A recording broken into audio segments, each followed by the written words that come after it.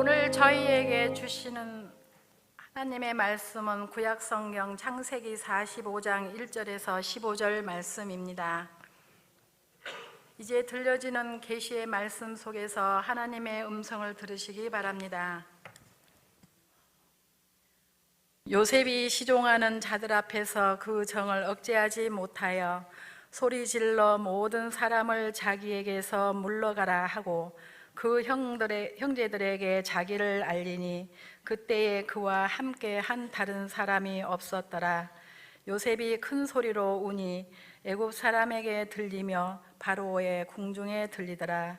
요셉이 그 형들에게 이르되 나는 요셉이라. 내 아버지께서 아직 살아 계시니이까. 형들이 그 앞에서 놀라서 대답하지 못하더라. 요셉이 형들에게 이르되 내게로 가까이 오소서. 그들이 가까이 가니 이르되 나는 당신들의 아우 요셉이니 당신들이 애굽에 판 자라. 당신들이 나를 이곳에 팔았다고 해서 근심하지 마소서.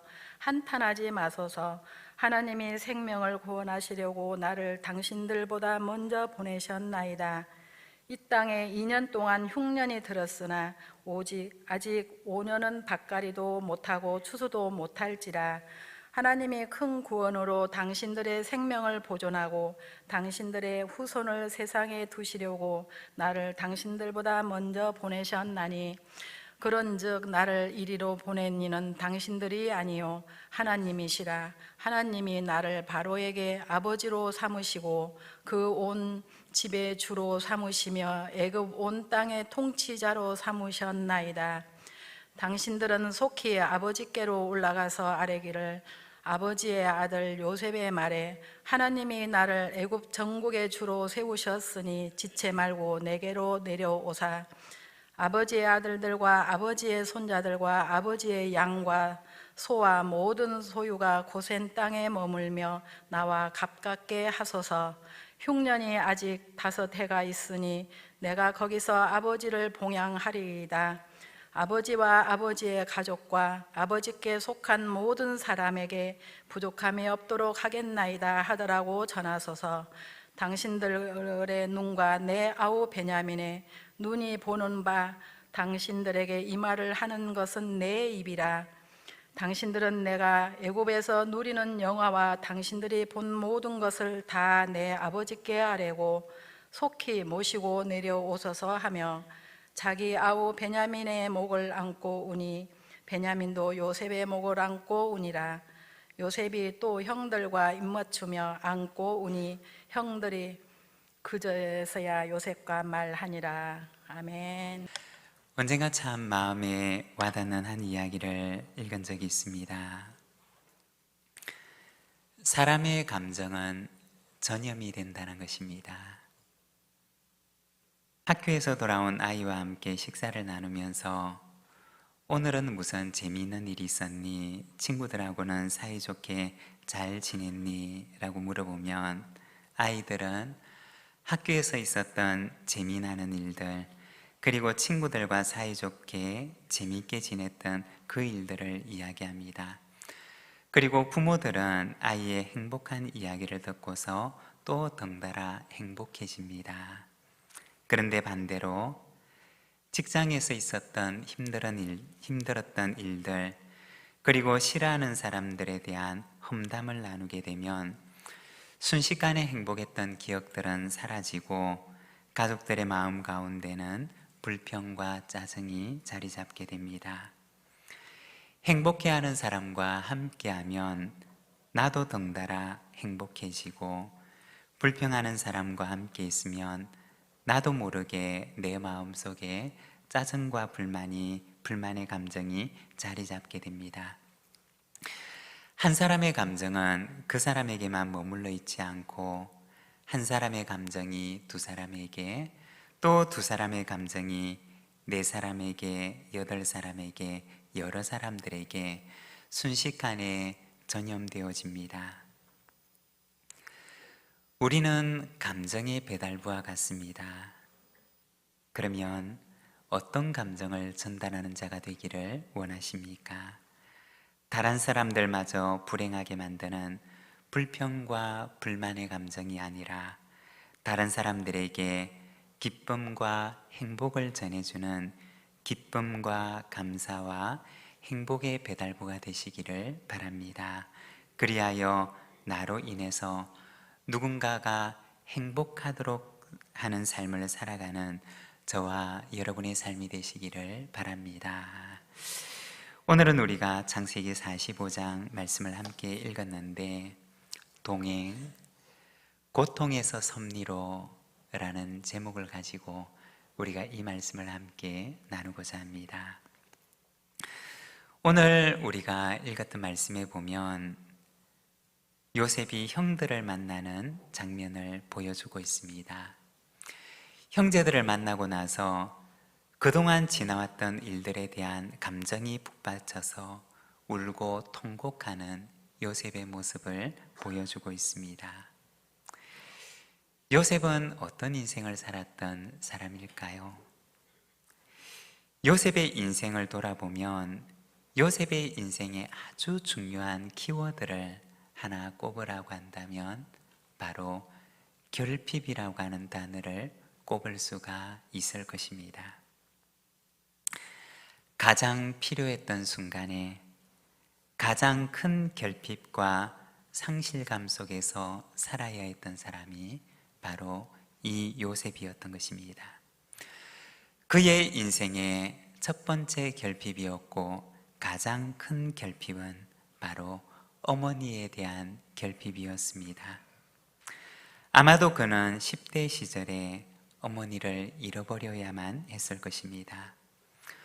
어머니 라헬은 동생 베냐민을 낳다가 산고로 인해서 세상을 떠나게 됩니다. 창세기 35장 16절에서 18절까지 말씀을 보게 되면 그들이 베델에서 길을 떠나 에브라스에 이르기까지 얼마간 거리를 둔 곳에서 라헬이 해산하게 되어 심히 고생하여 그가 난산할 즈음에 산파가 그에게 이르되 두려워하지 말라 지금 내가 또 등남하느니라 하매 그가 죽게 되어 그의 혼이 떠나려 할 때 아들의 이름을 베논이라 불렀으나 그의 아버지는 그를 베냐민이라 불렀더라. 여기 보면 요셉의 어머니 라헬이 난산을 하면서 아들을 낳게 되는데 그는 그토록 기다렸던 아들을 낳고 그 아들을 품에 안고는 말하기를 베논이라고 이야기를 하고 세상을 떠나게 됩니다. 이 베논이라고 하는 이름의 뜻은 슬픔의 아들이라는 뜻입니다.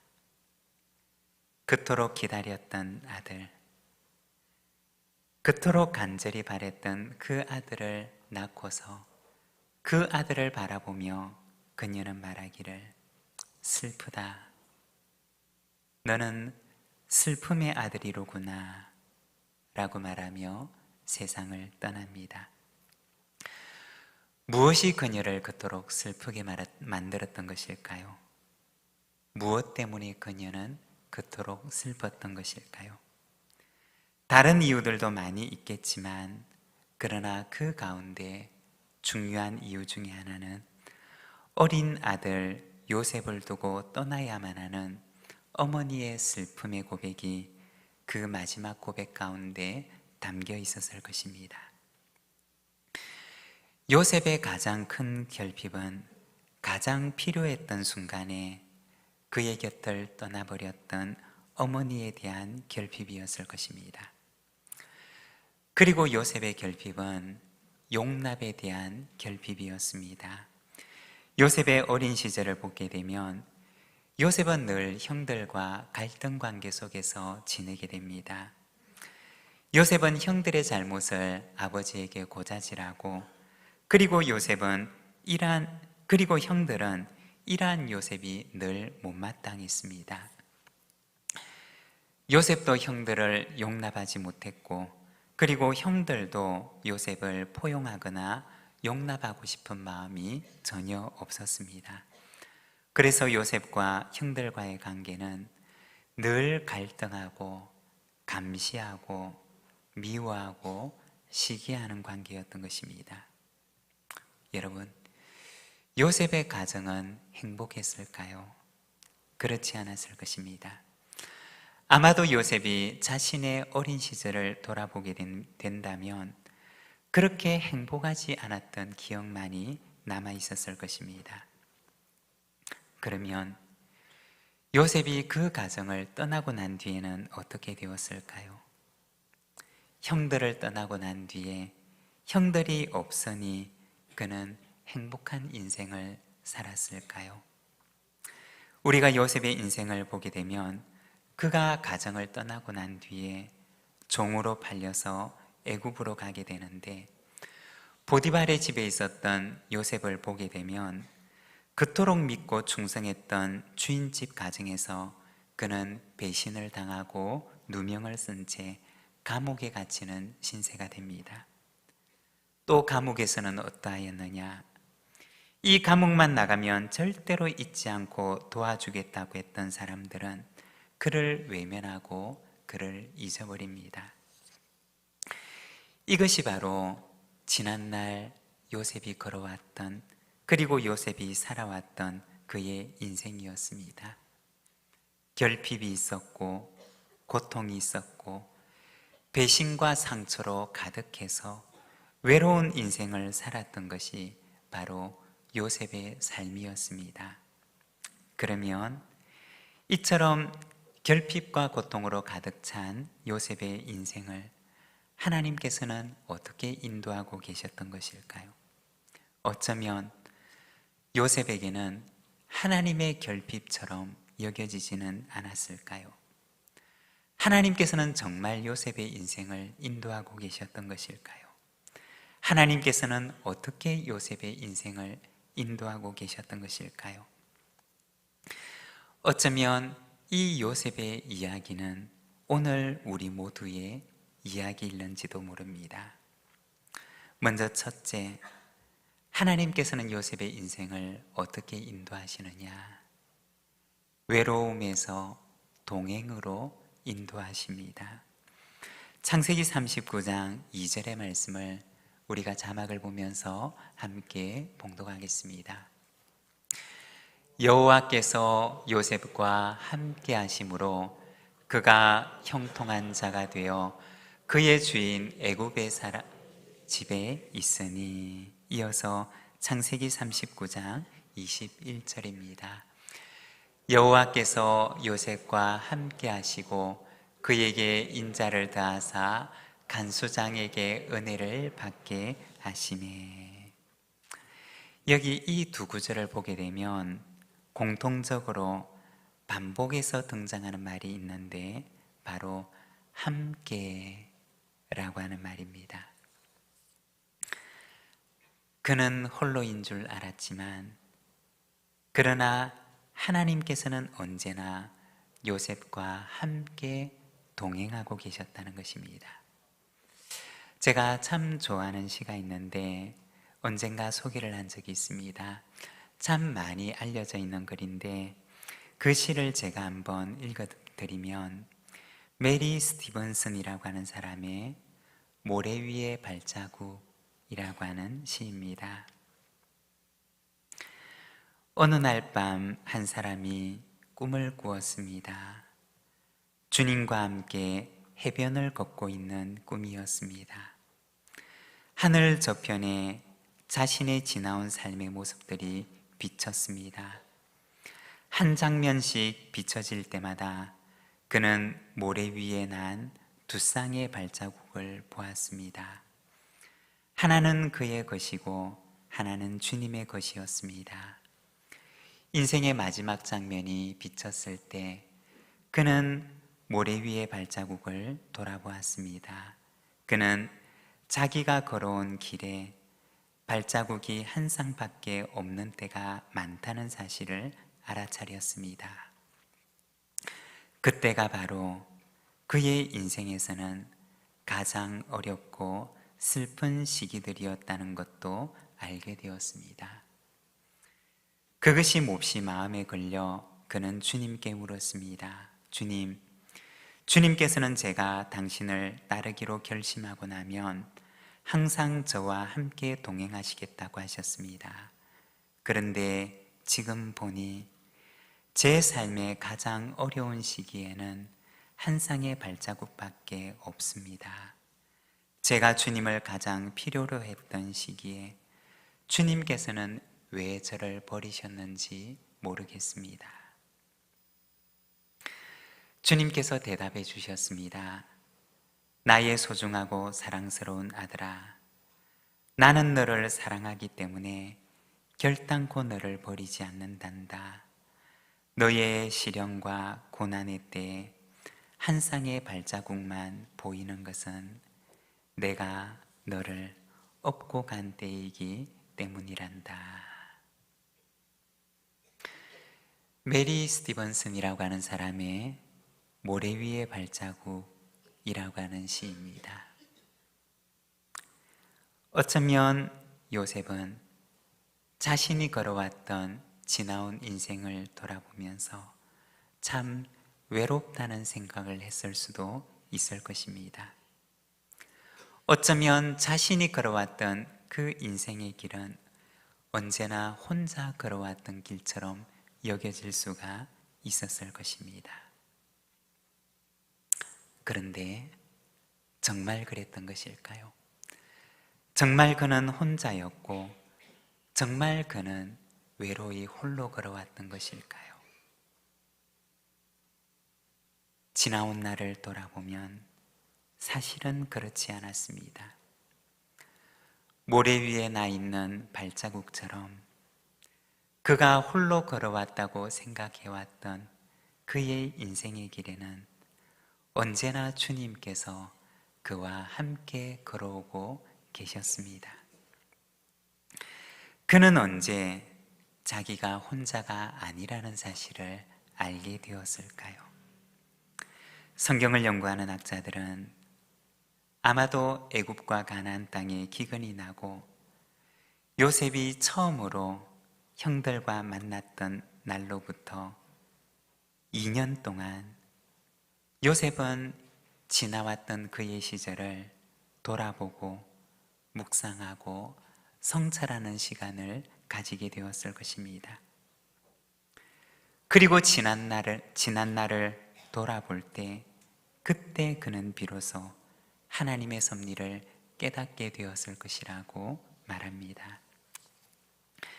결핍과 고통으로만 가득 찬 그의 인생인 줄로만 알았는데, 그리고 그 고통으로 가득 찬 길을 혼자 걸어온 줄로만 알았는데, 다시 돌아보니 모래 위에 나 있는 발자국처럼 하나님께서 언제나 그의 곁에 함께 동행하며 걸어오고 있었다는 사실을 알게 되었던 것입니다. 그리고 그의 인생에 가장 위급했던 그 순간에는 그가 홀로 남겨져 있었던 것이 아니라 하나님께서 그를 업고 걸어가고 계셨다는 사실을 알게 됩니다. 여러분, 우리의 인생은 어떨까요? 혹시 우리도 나 홀로 외롭게 걸어가고 있다고 생각되지는 않으십니까? 그러나 우리의 인생 여정을 끝내고 주님 앞에 서게 되는 그날, 지나온 우리의 인생 여정들을 돌아보게 되는 그날, 우리는 분명히 알게 될 것입니다. 모래 위에 나 있는 그 발자국에 언제나 주님께서 내 곁에 함께 동행하고 계셨다는 사실을 우리는 알게 될 것입니다. 그리고 두 번째, 하나님께서는 요셉의 인생을 어떻게 인도하시느냐? 고통에서 섭리로 인도하십니다. 오늘 우리가 읽었던 본문 말씀 5절 말씀을 함께 봉독하겠습니다. 당신들이 나를 이곳에 팔았다고 해서 근심하지 마소서, 한탄하지 마소서. 하나님이 생명을 구원하시려고 나를 당신들보다 먼저 보내셨나이다. 오늘 본문에 보면 요셉은 지난 날을 회고하면서 고백하기를 걱정하거나 근심하지 마세요. 하나님께서 나를 보내신 것입니다. 라고 말합니다. 요셉은 자신의 지난 날의 인생 속에서 하나님의 섭리를 발견하게 됩니다. 섭리라고 할 때 이 섭자라고 하는 말은 다스릴 섭자를 사용합니다. 즉, 하나님께서 내 인생을 다스리시고 하나님께서 내 인생을 인도하시며 하나님께서 나의 인생을 경영해 가십니다. 라고 하는 신앙의 고백을 말하는 것입니다. 요셉이 지난날 자신의 인생을 돌아보았을 때 그는 무엇을 발견하게 되었을까요? 지난날 결핍으로만 가득한 줄 알았고, 그리고 불행하고 고통스러운 일들로만 가득한 줄 알았는데, 그가 지난날 자신의 인생을 돌아보았을 때 그가 발견했던 것은 무엇이었을까요? 창세기 37장 26절에서 28절까지 말씀을 보게 되면 요셉이 미디안의 상인들에게 팔려가게 되는 순간을 보여주는데, 말씀을 보면 유다가 자기 형제에게 이르되 우리가 우리 동생을 죽이고 그의 피를 덮어둔들 무엇이 유익할까? 자, 그를 이스마엘 사람들에게 팔고 그에게 우리 손을 대지 말자. 그는 우리의 동생이요 우리의 혈육임이라 하매 그의 형제들이 청종하였더라. 그때 미디안 사람 상인들이 지나가고 있는지라 형들이 요셉을 구덩이에서 끌어올리고 은 20에 그를 이스마엘 사람들에게 팔매 그 상인들이 요셉을 데리고 애굽으로 갔더라. 여기에 보면 요셉이 미디안 상인들에게 팔리는 장면을 보여주는데, 여러분, 요셉은 지난날 이 순간을 얼마나 되뇌이고 되뇌었을까요? 요셉은 이 순간을 얼마나 가슴 저미도록 그의 깊은 마음속에 상처로 가지고 있었을까요? 그 지난날 그 순간을 마치 지우개가 있다면 얼마나 그 순간을 자기의 인생 가운데서 지우고 싶었을까요? 그날 그 순간 요셉은 처절하게 여겼을 것입니다. 그가 홀로라고, 내가 이 구덩이에 혼자 남겨져 있다고 그는 생각을 했을 것입니다. 그런데 돌아보면 그 구덩이 밖에서는 어떤 일들이 일어나고 있었느냐? 먼저 유다의 중재가 일어나고 있었습니다. 28절에 보면 그때 미디안 사람 상인들이 지나가고 있는지라. 구덩이 밖에서는 먼저 유다의 중재가 일어나고 있었고, 그리고 마치 준비나 하고 있었던 것처럼 미디안의 상인들은 바로 그때 그곳을 지나가고 있었습니다. 우연과 같은 필연이 그 시간 그곳에서 일어나고 있었던 것입니다.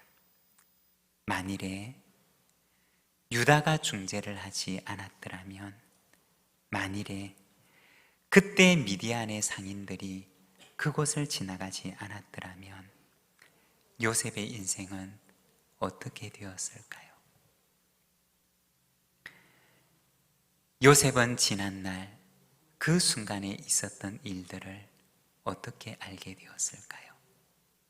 훗날 그의 형들이 그의 앞에서 서로 다투고 있을 때 요셉은 그 지난날의 이야기들을 비로소 듣게 됩니다. 철저히 혼자라고만 생각했고 혼자 남겨졌다고 생각했고, 그 구덩이에 아무도 도와줄 이가 없는 홀로라고만 생각했던 그 외로운 순간에 알고 보니 혼자가 아니었던 것입니다.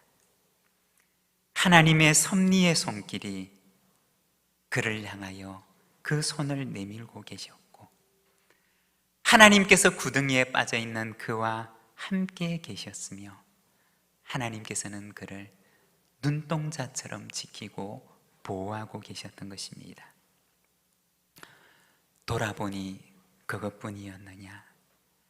그가 보디발의 집에 있을 때에도, 왕의 죄수를 가두는 감옥에 있을 때에도 하나님께서 그와 함께하고 계셨다는 사실을 요셉은 비로소 깨닫게 되었던 것입니다.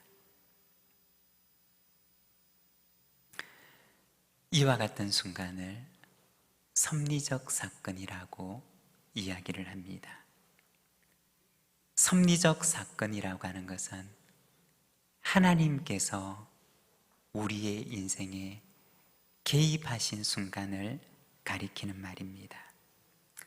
성경을 보면 하나님께서는 세상을 만드시고 나서 그냥 팽개쳐 두시고 아무런 개입도 하지 아니하시며 가만히 방관만 하고 계시는 분이 아니심을 말씀하십니다. 하나님께서는 세상의 역사에 참여하시고, 그리고 하나님께서는 우리의 인생에 개입하십니다. 이것을 가리켜서 섭리적 사건이라고 이야기를 합니다. 여러분, 지나온 우리의 인생길을 한번 돌아보시기를 바랍니다.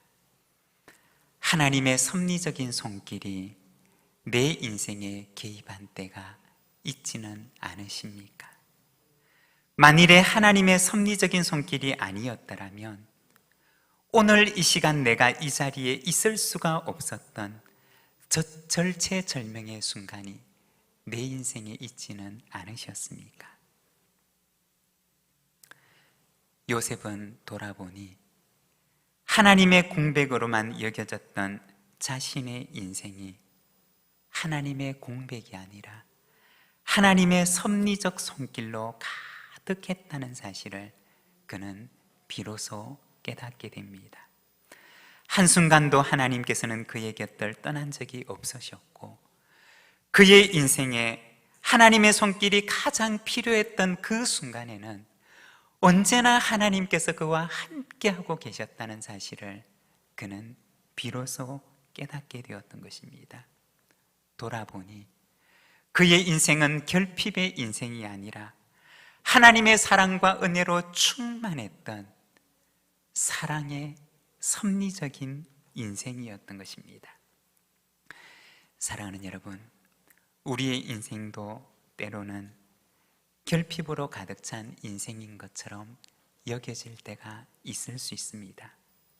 그러나 알고 보면 하나님의 사랑과 은혜의 손길이 오늘도 우리와 함께하고 계시며, 우리의 인생은 그 섭리적인 손길로 가득한 인생인 줄로 믿습니다.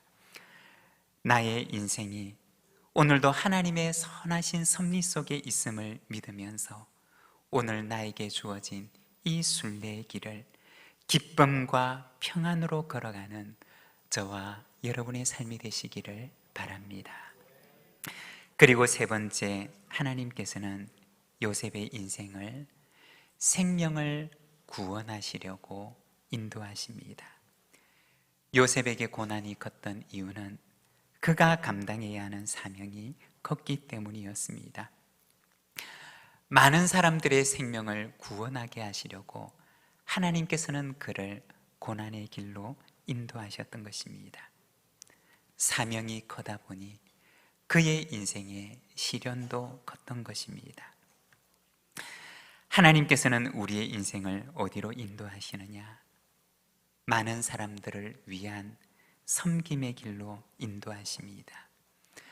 언젠가 리더십 수업에 참여를 했던 적이 있었습니다. 하나님께서는 우리의 인생을 어떤 방향으로 인도해 가시는가 라는 것에 대한 주제였는데, 하나님께서는 우리의 인생을 인도하시되 더 큰 영향력을 발휘할 수 있도록, 더 큰 리더십을 발휘할 수 있도록 우리의 인생을 인도하신다는 것입니다. 등불을 켜되 그 등불을 말 아래 두지 않고 등경 위에 두는 것은 그 등경 위에 있는 불이 집안에 있는 모든 어둠을 밝게 비출 수 있도록 하나님께서는 우리를 등경 위 높은 곳에 두신다는 것입니다. 그런데 모든 사람이 그렇게 살아가지는 못한다는 것입니다. 그렇게 잘 마치는 인생을 살아가는 사람도 있지만, 그러나 그렇지 않은 사람도 있다는 것입니다. 요셉은 그를 향하신 하나님의 계획을 따라서 잘 마치는 인생을 살아갑니다. 많은 사람들의 생명을 구원하는 그에게 주어진 사명을 끝까지 그는 잘 감당합니다. 사랑하는 여러분, 요셉처럼 하나님 안에서 자신을 거룩하게 지키며 내게 주신 사명을 잘 감당하여서 마지막까지 잘 마치는 인생을 살아가는 저와 여러분의 삶이 되시기를 바랍니다. 하나님께서는 우리의 인생을 외로움에서 동행으로, 고통에서 섭리로 인도하십니다. 그리고 많은 사람들의 생명을 구원하는, 세상을 섬기는 사명의 자리로 인도하십니다. 오늘도 섭리로 우리와 동행하시는 하나님을 신뢰하며 우리에게 주어진 이 순례의 길을 끝까지 잘 감당하는 저와 여러분, 우리 부산진 모든 믿음의 가족들이 되시기를 바랍니다. 오늘 우리에게 주신 말씀을 생각하며 우리가 응답의 기도로 하나님 앞에 나가겠습니다.